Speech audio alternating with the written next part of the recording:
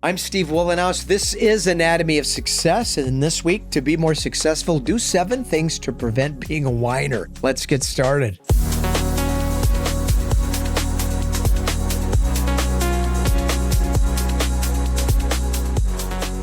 I'm Steve Wohlenhaus, and this is Anatomy of Success. Glad you joined us. Feel free to join us at aos.academy. That's our new platform we're so proud of, with all sorts of remarkable tools that I'm confident you can benefit from. You can connect with us on social media. All the appropriate links are there. And find my company page, weatherology.com. Grab the free Weatherology mobile app.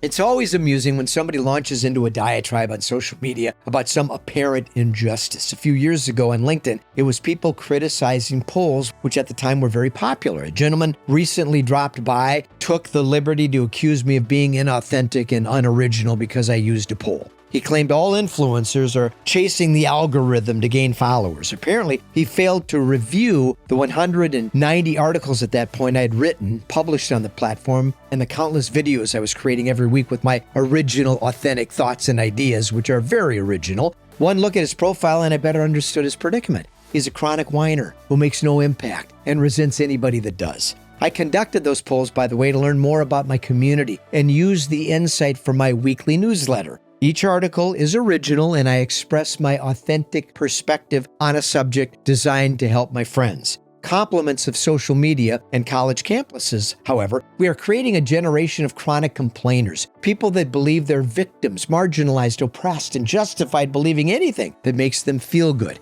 Activists dressed up like college professors are poisoning young minds with the idea that diversity involves suppressing anyone that disagrees with their version of reality. In the process, we create terrible communicators who lack compassion, empathy, and deeper understanding. In the process, we empower chronic complainers with the idea they should go through life shouting at anybody that disagrees with their belief system. These are the people that launch into tirades on social media when their fuzzy feelings get hurt or they feel compelled to correct someone that espouses a different viewpoint. They hunt for easy targets, attack alternative perspectives, and criticize anyone succeeding because they assume they must be exploiting the system somehow. Their whole life is predicated on huge assumptions, misunderstandings, lack of self-awareness, no emotional intelligence, bitterness, and disdain. They are the proverbial victim, content to live in a world of mediocrity invented by themselves and their own imagination. Whiners love excuses, blame, and the idea their personal failures are the product of somebody else, something else, or some unfairness. Feel free to surround yourself with these adolescent moaners.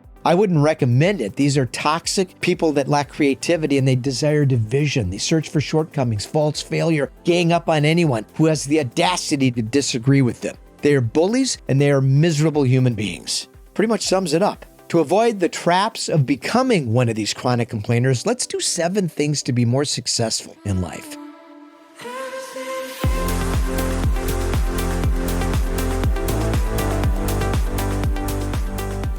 Listen. Watching people pounce on someone they dislike on social media or pile on colleagues in corporate America that dare to disagree illustrates the lack of understanding, compassion, empathy, and poor listening skills that's dominating popular thought today. Real leaders listen, and people interested in deeper connections listen to better understand. Whiners aren't interested in hearing alternative viewpoints. They only care about being right and advancing their own ideas. Stay focused. To avoid the trap of becoming a whiner, we need to stay focused and surround ourselves with people that challenge our opinions, beliefs, and misconceptions. Staying focused on being a better example isn't easy when so many people are interested in shoving their opinion down our throat. There's a dangerous trend toward lack of focus in favor of making noise and screaming the loudest.